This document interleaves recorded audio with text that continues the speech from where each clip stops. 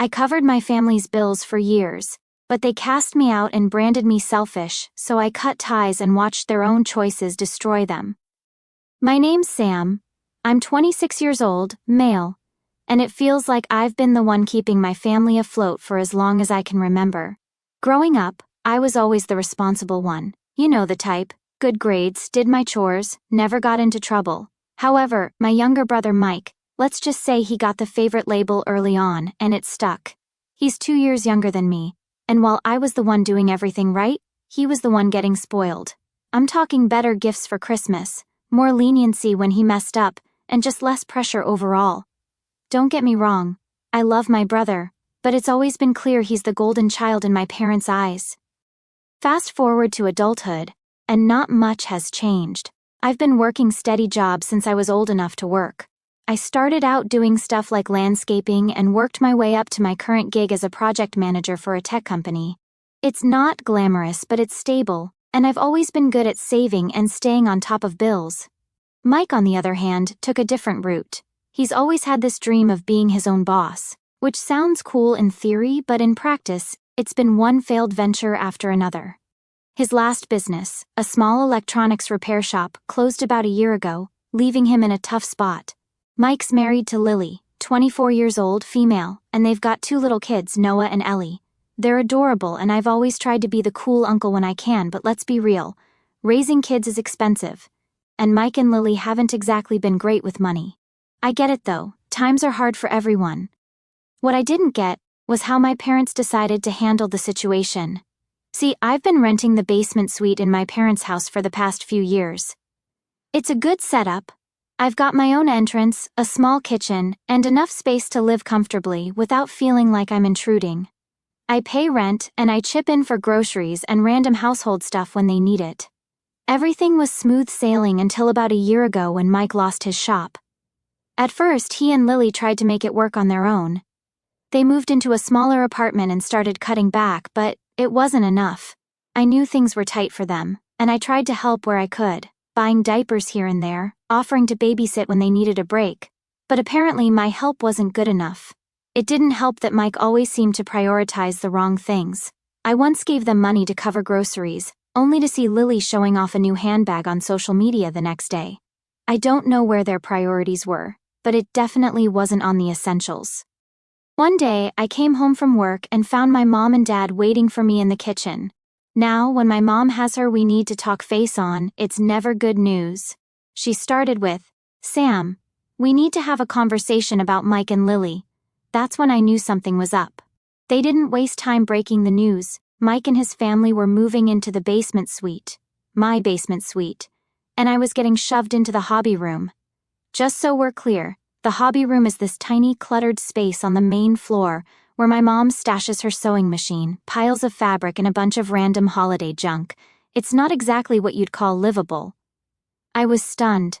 What? How am I supposed to live in the hobby room? I asked. My dad, ever the man of few words, just said, "It's the only thing that makes sense. They have kids, Sam. They need the space more than you do." I tried to keep my cool, but it wasn't easy.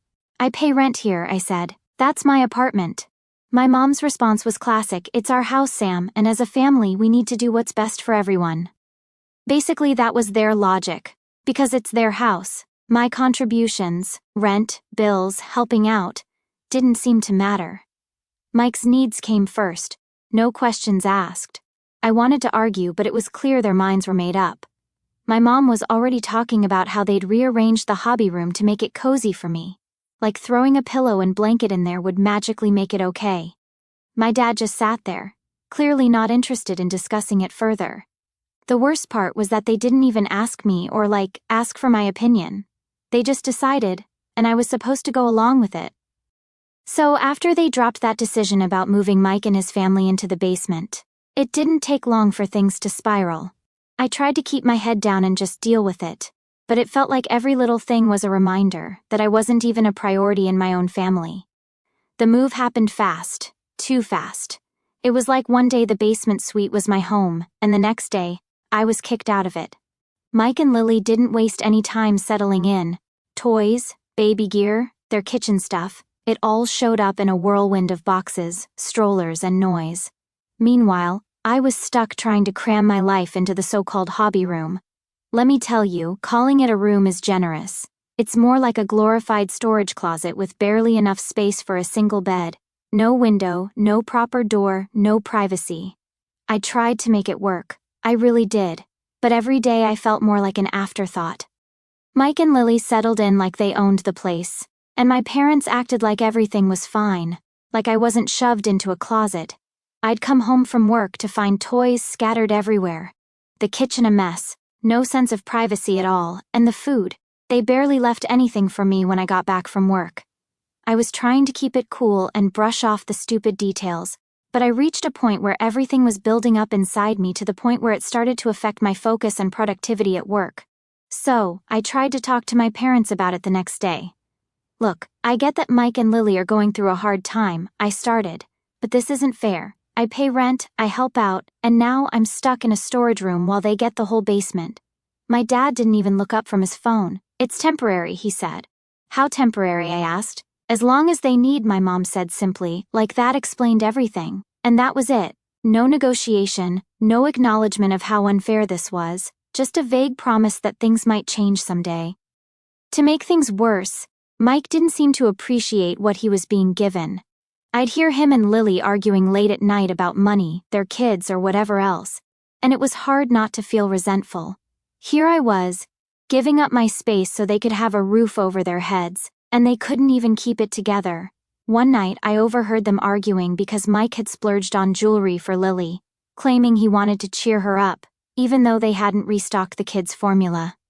It made me question why I was even helping at all. One day, I came home to find Noah, my nephew, playing in my room. He'd gotten into one of the fabric bins my mom left in there and was pulling out spools of thread like they were toys. "Look, Uncle Sam," he shouted, holding up a tangled mess of yarn. "Hey, buddy," I said, trying to stay calm. "This isn't a playroom, okay? Can you go back downstairs?" Of course, my mom overheard. "Sam, don't be so harsh," she said, swooping in to rescue Noah like I'd just scolded him for breathing. "He's just a kid. I know he's a kid, but this is my space." "What little of it I have," I replied. She just gave me that look, the one that says I'm being unreasonable, and ushered Noah out without another word. It wasn't just the kids, though. Mike and Lily seemed to forget that I still lived there. When we ran out of groceries, which we did faster than before since we had kids in the house, Mike didn't even bother to buy anything. The thing is, I don't even blame the kids. They're just little, and they don't know any better. But Mike and Lily? They should have been bending over backward to show some gratitude. Instead, it felt like they saw me as this extra roommate who was just there to pick up the slack. Things came to a head a few weeks later. I was working from home, which was already a nightmare in that cramped room, and the noise from downstairs was unbearable. I could hear the kids running around, Mike yelling about something, and Lily on the phone talking loudly enough for the whole neighborhood to hear. At that point, I lost it. I marched downstairs and said, "Can you guys keep it down? I'm trying to work up there." Mike gave me this incredulous look, like I was out of line for even asking. "It's not like we're doing it on purpose," he said. "What do you expect with 2 kids?"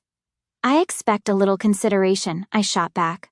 "I gave up my apartment for you. The least you could do is not make it impossible for me to do my job."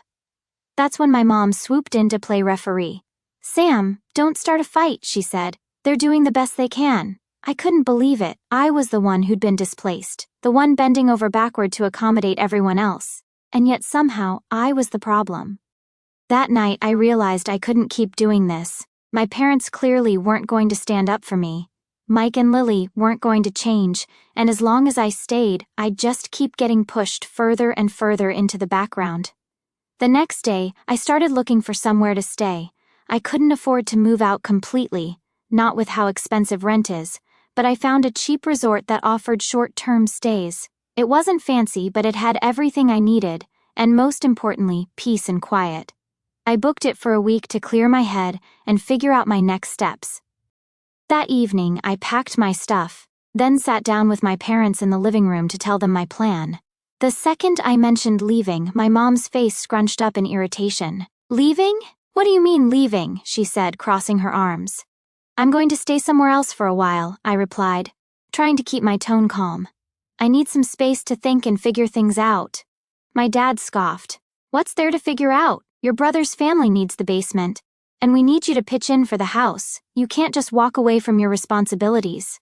My responsibilities? I shot back. The only responsibility I had was paying for my own space, and you gave that away without even asking me. Now you want me to stick around and pay for a house I'm barely allowed to exist in? Are you serious? Mom let out an exasperated sigh. It's not about that, it's about family. We all have to make sacrifices sometimes. Sacrifices? I repeated, my voice rising.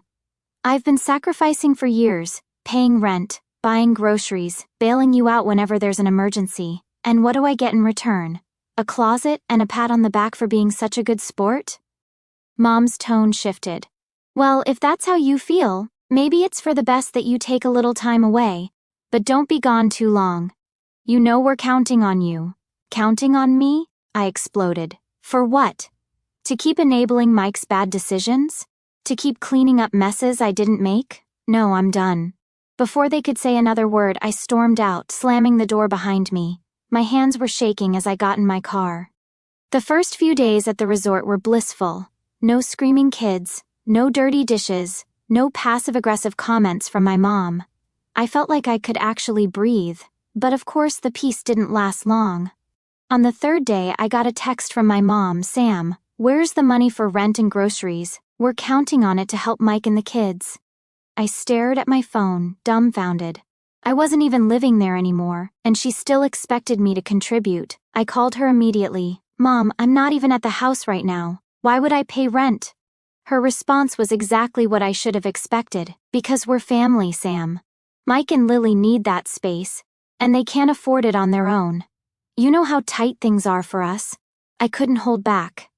Tight for you? You kicked me out of my own apartment without asking, and now you expect me to keep paying for it? That's insane. She handed the phone to my dad, who wasted no time laying into me. This is typical of you, Sam, always thinking about yourself. Your brother is struggling, and all you can do is complain. Have some decency. Before I could respond, I heard Mike's voice in the background. Let me talk to him. Sam, Mike said, you don't get it. You don't have kids. You don't know what it's like to have mouths to feed and bills piling up. We're family. You're supposed to help. I lost it. You're right, Mike, I don't have kids. But I also don't expect everyone else to fix my problems for me. You're not my responsibility, and neither is your family. The call ended with my mom crying, my dad calling me selfish, and Mike muttering something about how I'd regret this. After the blow-up over rent and groceries, things went quiet for a couple of days. Quiet, but not calm. You know that feeling when you're just waiting for the other shoe to drop? That's where I was. I knew my family wasn't going to just let me walk away. Sure enough, a few days later, I got a text from my mom. We're having a family meeting Sunday. Everyone will be there. It's important. Now, when my mom says family meeting, it's never really a meeting. It's more like an ambush. I knew this was going to be a bunch of people ganging up on me, but part of me thought, maybe, just maybe, this would be a chance to actually explain my side. I showed up on Sunday, walking into the living room to find not just my parents and Mike but also my aunts, uncles, and even a couple of cousins. It was like a mini family reunion, except the vibe was anything but festive. Everyone was sitting in a circle, and as soon as I walked in, I could feel the judgment. Sam, we're all here because we're worried about you, my mom started, putting on her concerned parent voice. Worried about me? I said, taking a seat. What exactly are you worried about? My dad jumped in. Your behavior lately. It's not like you, Sam. You're acting weird. Weird, of course. That was the word they always used when I didn't do exactly what they wanted. Weird? I said. For not wanting to pay for a house I don't live in? For being upset that you kicked me out of my own apartment without asking? Sam, we're family, my mom said. Like that explained everything. Family sticks together, and right now, Mike needs our help. That's when Mike decided to chime in. I know this has been hard on you, he said, trying to sound reasonable, but you don't understand what it's like to have kids. Noah keeps asking why you don't visit anymore. Do you want me to tell him his uncle doesn't care about him? I swear, I felt my blood pressure spike. Are you serious, Mike? You're going to use your kid to guilt trip me now? How about you tell him the truth, that I'm tired of being treated like an ATM and a doormat? Sam, my mom said, looking horrified. That's uncalled for. Uncalled for? I said, turning to her. What's uncalled for is the way you've treated me. I've been paying rent here for years. I've helped out with groceries, bills, whatever you needed, and the one time I ask for a little respect, I'm the bad guy? How is that fair? One of my aunts decided to jump in at this point. Sam, you've always been the responsible one. Your parents count on you because they know you'll step up, but this attitude of yours, it's not who you are. I wanted to laugh. Responsible? Sure, but that didn't mean I wanted to be the family's punching bag forever. Being responsible doesn't mean letting people walk all over me, I said. And that's exactly what's been happening. You all act like I owe Mike and Lily something just because they've got kids. But where were all of you when I needed help? Oh, right, you were busy telling me to step up. The room went quiet for a second, but then my dad spoke up. This isn't about the past, Sam. It's about right now. Your brother is struggling and we're trying to hold the family together. Why can't you see that? Because no one asked me, I shouted. You didn't come to me and say, hey Sam, we're in a tough spot, can we figure something out? No, you just decided that my life didn't matter as much as Mike's. You didn't give me a choice. At this point my mom started tearing up, which, let's be honest, was her go-to move whenever things didn't go her way. I just don't understand how you can be so cold, she said. We raised you better than this. You raised me to put everyone else first, I said, and look where that's gotten me, living in a storage closet while Mike and Lily take over my space, using my groceries and expecting me to keep paying for it. How is that fair? Mike tried to jump in again, but I cut him off. Mike, let me ask you something. When you had your shop, did you ever help Mom and Dad with bills? Did you ever pitch in for groceries or anything else? He looked uncomfortable. That's different, he mumbled. Oh, it's different? I shot back. Because I can't count how many times I've helped you out with money, just for you to blow it on something stupid. Like when I bought groceries for your family, and Lily magically ended up with a new Chanel bag the next day, or when you were late on rent and you still found a way to get her a spa gift card. Do you even realize how insulting that is? Mike's face went red, but he didn't have a comeback. No, it's not, I said. You didn't help out when you were doing fine, but now that you're struggling, everyone expects me to pick up the slack. I'm done. I'm not paying another cent for that house. If you need money, figure it out like an adult. That's when my mom lost it. She started crying, full-on sobbing, while my dad glared at me like I'd just insulted the family name. You're tearing this family apart, she said between sobs. No, I said, standing up. You did that when you decided Mike was more important than me. I walked out of the house without saying another word. As I got into my car, my phone started buzzing with messages from cousins and aunts, all telling me I was being selfish and immature. I didn't even bother reading them. After the so-called family meeting, I decided to keep my distance for a while. I didn't block anyone, but I stopped answering their calls and texts. I needed some time to think, to figure out my next steps without the constant guilt trips and manipulations. At first, it worked. A couple of weeks went by, and while my phone was still buzzing with the occasional Sam, call us or why won't you talk to us message, I mostly ignored it. I even started to feel a little lighter, like maybe I could finally focus on myself for once. But then my mom did something I never saw coming. She called my workplace. I found out about it when my manager pulled me aside during a break. Hey Sam, he said, looking awkward. We got a call from someone claiming to be your mom. She said you're dealing with some family issues and might need some time off. I just stared at him, completely blindsided. What? No, I didn't ask for time off, and I have no idea why she would call. Well, I figured that might be the case, my manager said, trying to sound understanding, but she left a pretty detailed message. He mentioned some stuff about my brother and housing issues. I was mortified. My personal life, something I'd tried so hard to keep separate from work, was now out in the open, thanks to my mom. That evening I called her. Mom, what the hell were you thinking? I was worried about you, she said, her tone defensive. You haven't been answering our calls, and I thought maybe you needed help. So you thought calling my boss was the solution? I yelled. Do you have any idea how unprofessional that makes me look? I didn't mean to embarrass you, she said, her voice wavering. I just wanted them to understand what you're going through. What I'm going through is because of you, I said bluntly. You kicked me out of my home, ignored everything I said at the family meeting, and now you're interfering with my job. Enough is enough, Mom. Stay out of my professional life. She didn't take it well. She started crying again and handed the phone to my dad, who predictably called me selfish and ungrateful. Your mom was trying to help, he said.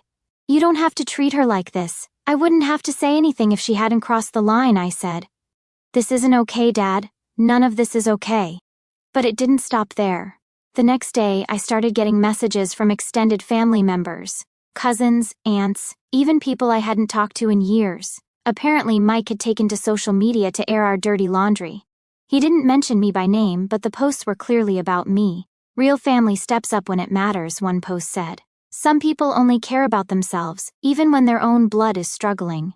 The comments were full of sympathy for Mike. Stay strong, one person wrote. You're doing the best you can, and that's all that matters. You don't need toxic people in your life, another said. Toxic? That's what I was now, apparently. At first, I tried to ignore it, but the more I scrolled, the angrier I got. Mike was out here playing the victim, painting me as some heartless villain, and no one, not a single person, was asking for my side of the story. I thought about responding, about posting my own version of events, but I knew it wouldn't make a difference. The people commenting on his posts had already made up their minds. Besides, I wasn't about to turn this into a public spectacle. Instead, I decided to call Mike directly. What the hell is wrong with you? I asked as soon as he picked up. What are you talking about? He said. The posts, Mike. Don't play dumb. You're out here trashing me on social media, and for what? Because I don't want to pay for your life anymore? I didn't name you, he said defensively. If people assume it's about you, that's not my fault. Cut the crap, Mike. We both know what you're doing, I said. If you've got a problem with me, say it to my face. Stop hiding behind Facebook. You think I don't have the right to vent? He shot back. You've left us hanging, Sam. We're family, and you just walked away. I walked away because you and Mom and Dad pushed me out, I said, my voice rising. You don't get to guilt me into fixing your problems, Mike. You're a grown man, act like it. The call ended about as well as you'd expect. He hung up on me, and I knew then that any chance of salvaging our relationship was gone. But Mike decided to escalate things. After that call, I came home from work, and there he was, sitting on the steps outside my apartment. His car was parked at the curb. What are you doing here, Mike? I asked, trying to keep my voice calm. I had to see you. I can't believe this is where we're at, he said, standing up. You're really just walking away from all of us? You think you're better than everyone? I sighed, already exhausted from the conversation I knew was coming. Mike, I'm not walking away. I'm just setting boundaries. I can't keep doing this, paying for everything, sacrificing my own life while you and Mom treat me like an afterthought. An afterthought? He repeated, his voice rising. Do you even hear yourself? I've been going through hell, Sam. I lost my job, I've got 2 kids to feed, and Mom and Dad are barely scraping by, and now you're acting like you're the victim because we need a little help? It's not just a little help, Mike, I snapped. You took my space without asking, and now you're trying to guilt me into staying involved after everything you've put me through. I've been helping this family for years. Where were you when Mom and Dad needed money for the mortgage, or when I was working overtime just to cover the groceries? He shook his head, clearly frustrated. You don't get it, Sam. You've always had it easier. No kids, no real responsibilities. I cut him off. Don't. Just don't. I've carried this family on my back while you spent years blowing money on stuff you didn't need, and now you want me to feel guilty because I finally said enough is enough? Mike's face twisted with anger. You're making me out to be the bad guy here, but I'm the one struggling. I'm the one trying to keep my family together. Meanwhile, you're sitting here with your perfect little life, acting like you're too good to help. I stared at him, trying to hold back the anger bubbling up. You don't get to do this, Mike. You don't get to act like I owe you just because I worked hard and made better choices. This isn't about me not caring about you. It's about me finally caring about myself. For a moment he looked like he was going to hit me, but then he just shook his head. You've changed, Sam. You're not the person I thought you were. Maybe I've just stopped being the person you could walk all over, I said coldly. Mike didn't reply. He turned and walked back to his car, slamming the door as he got in. That night, I sat in my apartment, replaying the conversation over and over. I knew I had nothing to do with this family anymore. I knew I couldn't keep doing this. It wasn't just about the basement or the rent anymore, it was about the constant disrespect and entitlement. That night, I sent my parents a text, "I love you, but I can't keep living like this. I won't be contributing to rent or groceries anymore. I'm also stepping back from the family for a while. Please respect my decision and don't contact me unless it's urgent." I hit send and blocked their numbers. It wasn't easy, but I knew it had to be done. Predictably, my cousins, aunts, and uncles flooded me with texts, calling me selfish and accusing me of abandoning my family. Mike, of course, was the loudest. He started spreading lies about me to the family. He told everyone I'd been hoarding money, living extravagantly, and that I'd left him and my parents in financial ruin. At one point, I heard from a mutual friend that Mike had even tried to contact my boss to warn them about how unreliable I was. It was petty and vindictive, but thankfully, my boss saw through the nonsense and shut it down. A few months later, Mike's bitterness and poor decisions finally caught up to him. He had burned so many bridges in his quest to get back at me that even the extended family started distancing themselves from him. Meanwhile, his lack of financial planning hit a new low. I heard through the grapevine that he and Lily were evicted from the house they'd moved into after my parents couldn't keep up with the mortgage. It wasn't just the eviction. Mike's actions began unraveling his own life. Lily, fed up with his behavior and unwilling to keep scraping by, took the kids and left him. He was left with no job, no family support, and no place to stay. When I found out, I'd be lying if I said I felt sympathy. It was hard to muster any after everything he'd put me through.